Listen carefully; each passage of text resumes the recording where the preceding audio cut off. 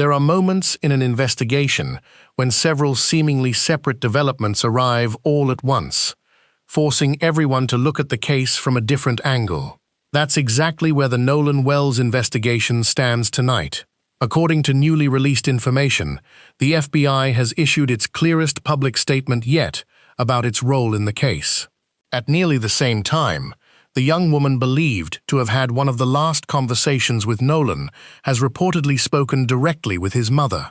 And new audio, along with documented boat movement, is raising fresh questions about the timeline that investigators are still trying to piece together. Each of those developments is important on its own. Together, they paint a more detailed picture of what happened during those difficult hours surrounding July 4th. But while some questions have finally been answered, others remain just as difficult today as they were when Nolan was first reported missing. Before we look at the newest evidence, it's worth remembering who Nolan Wells was before his name became part of a national headline. Nolan Xavier Wells was an 18-year-old from Ocean Springs, Mississippi. Friends, teachers, and coaches consistently described him as someone who quietly led by example. He wasn't known for demanding attention. Instead, people remembered the way he treated those around him. According to those who knew him, football wasn't simply a sport. It was part of everyday life. After graduating from Ocean Springs High School, Nolan enrolled at Southwest Mississippi Community College, where he joined the football program as a freshman wide receiver. His coaches remembered him as someone who celebrated his teammates' successes just as enthusiastically as his own. His family often spoke about his kindness and the way he naturally looked after other people. His mother, Christine, has shared one story that captures that side of her son better than almost anything else. During one of Nolan's high school classes, a special needs student was given an opportunity to answer a question. Rather than competing to respond first, Nolan reportedly encouraged the rest of the class to lower their hands so she could answer without feeling pressured. When she answered correctly, he celebrated her accomplishment along with everyone else. According to Christine, that simple act reflected exactly who her son was every day. Those memories matter because they remind us that before there was an investigation, there was a family watching an ordinary young man prepare for the next chapter of his life. That chapter was supposed to continue after a short holiday weekend. On the morning of July 4th, Nolan joined a group of friends for what appeared to be a familiar tradition, a trip by boat to Horn Island, part of Mississippi's Gulf Islands National Seashore. It's a beautiful barrier island known for its white sand beaches and quiet shoreline. During holiday weekends, however, the island can become crowded with boaters, families, and groups of young people enjoying Independence Day. According to records later referenced during the investigation, the boat carrying Nolan and his friends departed shortly before 10 o'clock that morning and arrived at Horn Island a little after 11. At first, nothing appeared unusual. It looked like a typical summer gathering. Witnesses later described hundreds of people spread across the island that afternoon. Boats lined portions of the shoreline. Music drifted over the water. Groups gathered along the beach, while others moved between boats anchored offshore. It was exactly the kind of holiday scene that plays out along the Mississippi coast every summer. Somewhere within that crowded environment, however, the timeline began to grow uncertain. According to witnesses, Nolan eventually spent time speaking with a young woman named Katie.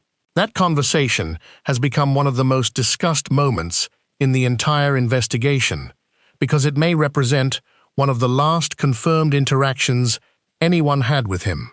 For days, much of what the public heard about Katie came indirectly.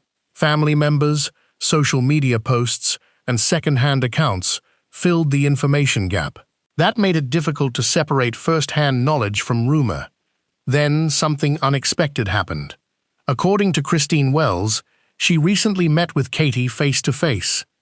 That conversation, Christine said, provided information she had not previously heard from anyone else. According to her account, Katie explained that Nolan told her he planned to return to his own group's boat after they finished talking. At first, that seemed straightforward, but another detail stood out. Katie reportedly explained that she never actually saw Nolan get back onto that boat. Instead, she assumed he did because that was what he had told her he intended to do. That distinction may seem small, but investigators and legal experts often pay close attention to details exactly like this. An intention is different from an eyewitness account. Someone can describe what another person planned to do without actually witnessing whether that plan was carried out. According to Christine, Katie has remained consistent about that point. If her recollection is accurate, the unanswered question isn't whether Nolan intended to return to his friends. The unanswered question is what happened between that conversation and the moment the boat eventually left Horn Island without him. That brings us to another development that has attracted significant public attention.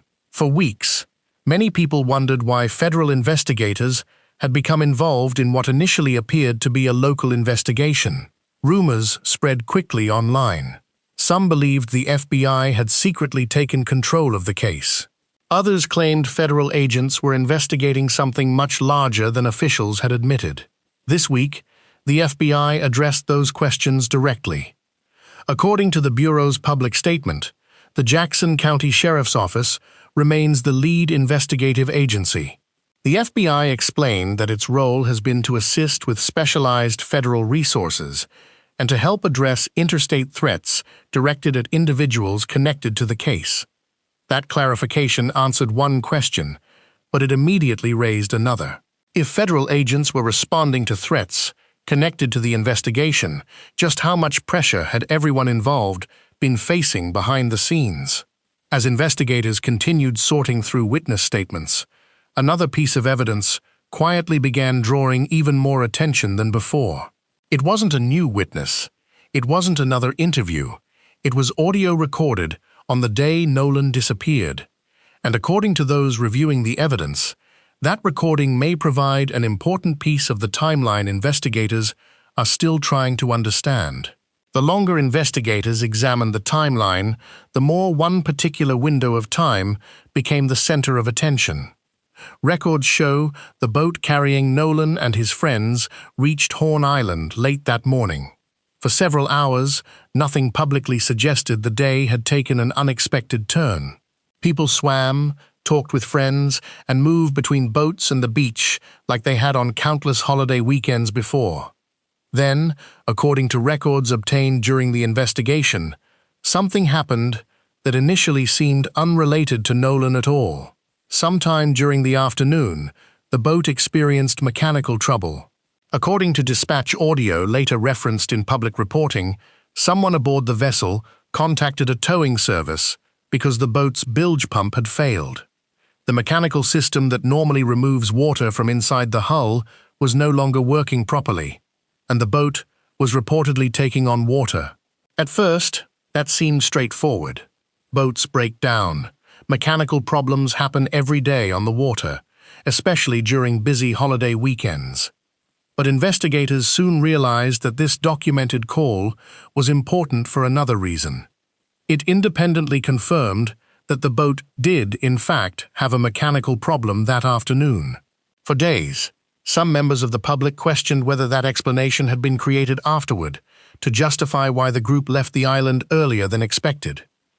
The dispatch recording changed that discussion. Because the request for assistance occurred while events were unfolding, it supported the claim that the malfunction was genuine. According to GPS records later obtained from the Mississippi Department of Marine Resources, the boat departed Horn Island at approximately 4:31 that afternoon. Those records closely matched earlier public statements describing when the group left. The GPS trail continued to document the boat's movements as it returned toward the Mississippi mainland. According to those records, it reached its original dock before making additional movements later that evening. Those timestamps answered one question. They confirmed when the boat left. They did not answer the question everyone was still asking. Why wasn't Nolan on board? That remains one of the central unanswered questions in the investigation. According to accounts shared publicly by friends and their families, Nolan had decided to remain on the island after meeting Katie and intended to return later with another group. Katie's own conversation with Christine appears consistent with that possibility.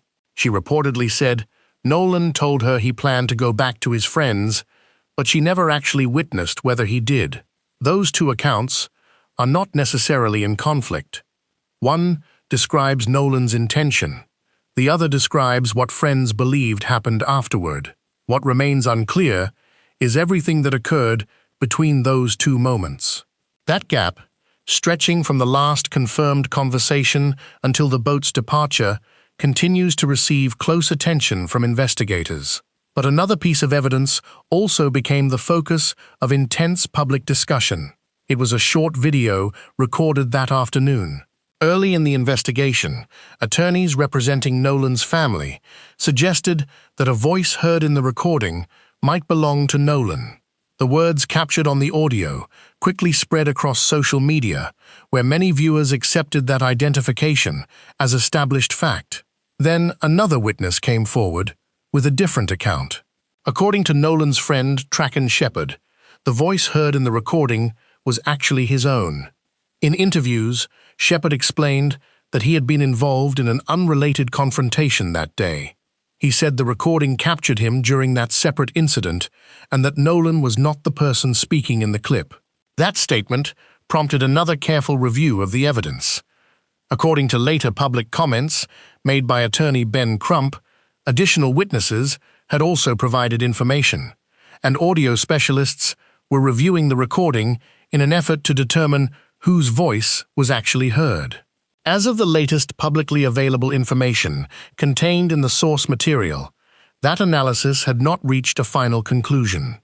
For many people following the case, that development served as an important reminder. Early information in an active investigation can change as additional witnesses are interviewed and evidence is examined more closely. That is exactly why investigators often urge the public to avoid treating early reports as settled facts. Meanwhile, another issue was unfolding behind the scenes. The FBI's newly released statement explained that federal resources had been used to investigate interstate threats made against individuals connected to the case. According to the statement, those efforts were separate from determining how Nolan died, but were necessary because threatening communications reportedly crossed state lines. Officials did not publicly identify everyone who received those threats, nor did they release details about their contents. That uncertainty has allowed speculation to spread online. What the statement does confirm is that the FBI became involved because of those reported threats, while continuing to assist the Jackson County Sheriff's Office with other aspects of the investigation. Christine Wells has also spoken publicly about receiving anonymous hate mail while her family was still planning Nolan's funeral. Other people connected to the case have likewise described receiving threats after the investigation attracted national attention. Whatever conclusions people may eventually reach about the case itself, law enforcement has been clear that threatening witnesses, families, or anyone connected to an active investigation only makes the search for answers more difficult. As investigators continued gathering evidence, attention turned to another item that could prove just as significant as the audio recordings or GPS data: Nolan's cell phone. According to Christine, the phone was not recovered with Nolan. Instead, it was located through family tracking services after he had been reported missing. She has publicly stated that when the family later examined the device, some Snapchat content and messages appeared to be missing. Officials have not publicly concluded why that information was unavailable. Digital forensic experts often explain that deleted information is not always permanently erased. Depending on the device and the condition of the data, investigators may still be able to recover files or determine when changes occurred. Recognizing the importance of the phone, both law enforcement and the family's legal team agreed to something unusual. According to public statements, they would conduct a joint forensic examination of the device, so both sides could observe the same extraction process at the same time. That agreement was intended to reduce future disagreements about how the evidence had been handled. It was an uncommon step, but one that reflected the level of public attention surrounding the investigation. Even with the GPS records, the witness interviews, the FBI's clarification, and the ongoing forensic work, one critical piece of evidence was still missing. The official medical findings that could help explain exactly what happened to Nolan Wells. As investigators continued reviewing witness statements, GPS records, and digital evidence, one issue remained at the center of nearly every discussion: the medical findings that could explain exactly how Nolan Wells died. According to the information available, 2 separate autopsies were conducted. The first was performed by the Mississippi State Medical Examiner's Office as part of the official investigation. The second was arranged independently by Nolan's family. As of the latest information contained in the source material, neither examination had released a final cause and manner of death because additional testing, including toxicology, was still pending. That waiting period has been difficult for Nolan's parents. Without those final medical findings, many of the questions surrounding the investigation simply cannot be answered with certainty. While theories continue to circulate online, investigators have repeatedly stressed that the evidence, not speculation, will ultimately determine where the case goes next. Another significant development came when the Jackson County District Attorney's Office confirmed that once investigators complete their work, the evidence will be presented to a grand jury. That announcement generated immediate attention across social media, but legal experts urged the public not to misunderstand what it means.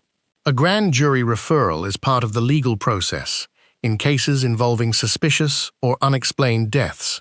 It does not automatically mean criminal charges will be filed, nor does it indicate that any individual has been found responsible. Instead, jurors review the available evidence and decide whether additional legal action is warranted. For Nolan's family, however, the announcement represented something important. It meant the investigation was still moving forward. Christine Wells has said from the beginning that her family wants answers more than anything else. Throughout the investigation, she has continued asking anyone who may have photographs, videos, or first-hand knowledge from Horn Island that day to come forward. At Nolan's funeral, those closest to him chose not to focus only on the investigation. They chose to remember the young man they loved. Family members, friends, teammates, coaches, and members of the Ocean Springs community gathered to celebrate his life. Speakers remembered his kindness, his quiet leadership, and the encouragement he offered to those around him. Rather than calling for anger, Christine encouraged people to remember Nolan by showing the same compassion he showed others. That message stands in sharp contrast to the hostility that has appeared online. According to the FBI, federal agents continue assisting with reported interstate threats connected to the case, while supporting local investigators. Officials have also urged the public to avoid spreading rumors or unverified claims that could interfere with the search for the truth. As of now, several important questions remain unanswered. Investigators have not publicly confirmed exactly what happened during the final gap in Nolan's timeline. The results of the medical examinations have not yet been released. The joint forensic review of Nolan's phone remains an important piece of the investigation, and no one has been charged in connection with his death based on the information available in the source material. For Nolan's parents, those unanswered questions are deeply personal. Every new statement, every witness interview, every piece of evidence brings them one step closer to understanding what happened during those final hours on Horn Island. As more official information becomes available, we'll continue following the facts carefully and separating confirmed evidence from rumor. In the meantime, we'd like to hear your thoughts. Which part of the timeline do you believe investigators still need to explain more clearly? If you found this update helpful, be sure to subscribe so you don't miss future developments as new verified information is released.